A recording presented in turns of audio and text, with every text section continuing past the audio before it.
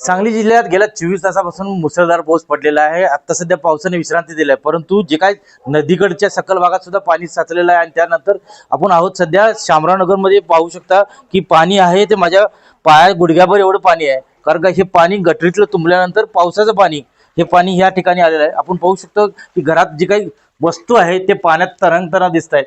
कपाट असेल, टिपळ असेल, जे काही इतर लाकडी वस्तू आहेत त्याच पद्धतीने आपण दाखवू शकतो की स्वयंपाकघरात कशा पद्धतीने पाणी आहे।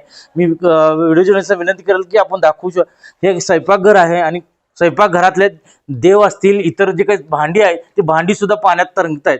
हे सध्या हा परिसर आहे शामराव नगरचा परिसर आहे। सांगलीपासून साधारणतः 4 ते 5 किलोमीटरच्या अंतरावरच असणार हे परिसर आहे। आणि या परिसरामध्ये गेल्या 24 तासात जे 75 मिलीमीटर पाऊस पडलाय सांगली शहरातलं, त्या पावसाचं पाणी हे साचलेलं आहे गटारी तुंबून। आणि इतर पाऊस पडल्यानंतर जो मुसळधार पाऊस पडलाय त्या पावसामुळे हे घरातलं पाणी आहे। आपण आपल्या ज्या घरात आहोत त्या घरांचे गरणीशी बोलावं, हे किती वाजल्यापासून आहे, कसं आहे? हा, पहाटे 5 वाजल्यापासून पाऊस चालू झालेला आहे आणि पाण्याचं ते हे वाढायलाच लागले, अजून काही कमी नाहीये। देवारा सुद्धा आता पाण्यात गेलेला आहे आमचा, जवळजवळ आता पाण्यात राहायचं मुश्किल झालंय आम्हाला। पाण्यातच आम्ही ह्याच्यात राहिलेलो आहे। किती पहिल्यांदाच आले का असं कसं झाले? नाही, आज म्हणजे पहिल्यांदाच आलंय तसं, म्हणजे ह्या पावसाने, ह्या सीझनच्या पावसानं हा पहिल्यांदा आले। तुम्हाला सामान काढायला वेळ सुद्धा मिळाला? वेळ सुद्धा मिळाला नाही। कपाटात पाणी गेलेलं आहे, घरात गेलेलं आहे, देवाऱ्यात आता गेलेलं आहे।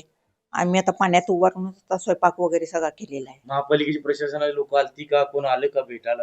नाही, कोण नाही आलेले। हा, कोण नाही आलेले। मग आता तुमची मागणी काय काय असं काय? मागणी म्हणजे हे जे त्रास होतो ह्याचा, हे कायमस्वरूपी याचं हे काढलं पाहिजे, सोल्युशन काढलं पाहिजे महानगरपालिकेने। नागरिकांना जो त्रास होतोय, महिलांना त्रास होतोय, आजारी माणूस असतं, लहान मूल असतं एखादं किंवा काय असतं, गरीब पुरुष माणूस नसताना खूप त्रास होतोय। आता हे काय करणार मी एकटी, मुलगा आहे माझा, पण त्याचं मागं काम असतं, हे असतं, कोण नसलं तर काय करणार। हे कायमस्वरूपी ह्याचा व्यवस्था केली पाहिजे। लोक आम्ही 3 जण आहे, मी, मुलगा आणि मुलगी। मग आता सामान खायची व्यवस्था वगैरे ते काय? कसं तर केले नाही, काय कट्ट्यावर ठेवलेलं आहे। लावली ज्या तुंबडी वजा आपलं थोडं थोडं करायचं, उभं राहायचं, पाण्यात बसायचं, ठेवायचं, असं चाललेलं आहे। आता हवामान खात्यानं पाणी पाऊस येणार आहे, मग त्यावर पुढे काय करणार नियोजन? आता काय बघायचं, नाही तर मग बाहेर जायचं दुसरीकडे, नाही तर मग आहे यातच काढायचं असंच। आणि हे सवयच लागलेली आहे, शामराव नगर मध्ये पाणी हे समीकरण आहे, ठरलेलं आहे। नागरिकांना गेल्या 24 तासात सांगली जिल्ह्यात आणि सांगली शहरात मुसळधार पाऊस पडलाय। आपण पाहू शकतो माझ्या मागे आहोत शामराव नगर मध्ये देवेंद्र सोसायटी जी काय म्हणतात त्या सोसायटी मधली आहोत। येथील ही पहिली गल्ली आहे, याच्या मागे सुद्धा अशीच गल्ली आहे। ती पाहू शकतो की त्या घरात 1.5 ते 2 फूट पाणी आहे। आणि या संदर्भात आपल्यासाठी बोलण्यासाठी काही लोक आहेत, नागरिक आहेत, त्यांच्याकडे जाणून घ्या। तुम्ही काय सांगाल, हे किती दिवसापासून परिस्थिती कायम असंच आहे का? सर, आम्ही कमीत कमी इथं 30 वर्ष झालं राहतोय आणि जसं पाऊस येतोय तेव्हापासून दरवर्षी हीच परिस्थिती आहे। पूर आल्यावर तर विचारू नका, पूर्ण आमची घरं गेलेली आहेत, आमचं सगळं साहित्य खराब झालेलं आहे। दरवर्षी आम्ही ह्या पाण्यातनं असा हाल काढतोय। नगर विकासाची कामं काहीही होत नाहीत। आम्ही किती वेळा नगरपालिकेत तक्रार दिलेली आहे। महापालिकेकडनं कोण आलं होतं का? अजून आता कोण आलेलं नाहीये। मग आता कसं करताय? नवरात्र सुरू आहे, कशी उपवास आता असेल, बाकीचं काय करणार, पाण्यातनच ये जा करायला लागते। घरात वयस्कर लोक आहेत, त्यांची सेवा करायला लागते, कसं करणार सांगा आम्ही, तुम्हीच। मग तुम्ही काय सांगाल, कशा पद्धतीने आता तुमच्या घरात किती पाणी आहे, काय परिस्थिती आहे? आमच्या घरात आता 1 फूटभर पाणी आलेलं आहे आणि आता सध्या देव बसलेले आहेत, त्यामुळे आमच्या सगळ्यांचा हाल व्हायला लागल्यात। खाली विटा ठेवून आम्ही सोपा बिपा वरती केले। आमच्या घरात भरपूर पाणी आहे, नवरत्न असल्यामुळे आमचं सगळं अवघड होऊन बसले। घरात किती व्यक्ती आहेत, कशा आम्ही पद्धतीने? 4 जणी आहे। वयस्कर लहान बाळ एक आहे आमच्यात, त्यामुळे त्याला आता आम्ही पाऊस आल्यामुळे आम्ही त्याला गावी पाठवलेले, आता घरी नाहीये। पाण्याच्या बाबतीत आम्ही त्याला गावी पाठवलेले। ही एकूणच परिस्थिती एकाच घरातली नाही, सगळ्या घरातल्या आहे। तुम्ही काय सांगाल मावशी? आमच्या घरात सुद्धा पाणी आलेले आहे आणि प्रशासनाची लोक अजूनही कोणी आलेली नाहीत। काल रात्रीपासून जो पाऊस चालू आहे ना, ते पाहायला कोणीच आलेलं नाही, नगरसेवक नाही, काही कोणीच आलेलं नाही, कोण दखल सुद्धा घेत नाही। सकाळपासून आम्ही फोन बरेच केले त्यांना, फोन सुद्धा उचललेला नाही आमचा त्यांनी।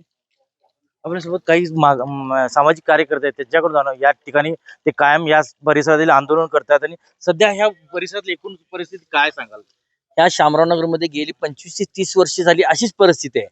वारंवार महापालिका प्रशासन व नगरसेवकांना सांगितलं जातं, पण त्यांनी तात्पुरतं JCB आणून तात्पुरती मलमपट्टी करतात, परत एरे माझ्या मागल्या, अशी परिस्थिती या शामराव नगर भागात आहे। त्यामुळे ह्या लोकांना आता एकच प्रश्न पडलाय की ही परिस्थिती कधी बदलणार, एवढाच प्रश्न आहे।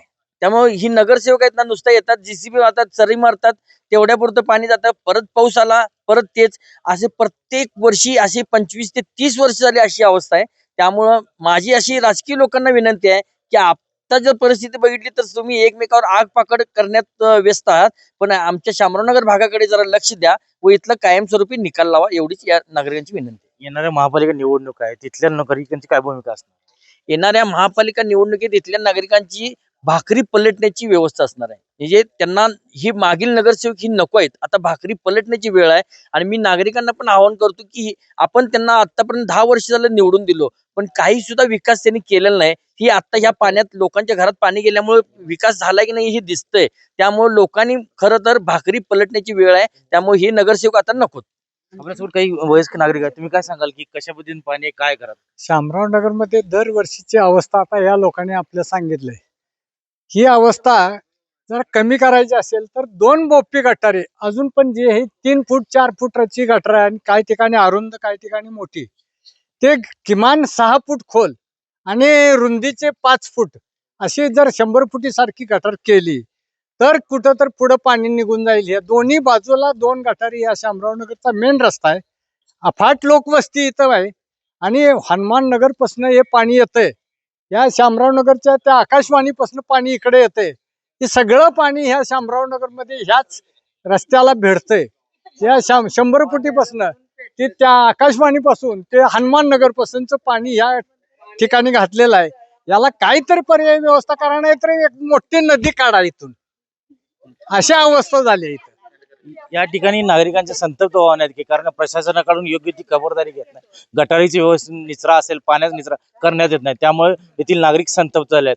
व्हिडिओ जर्नलिस्ट सुजित सह आसिफ मुरसल, न्यूज 18 लोकमत, सांगली.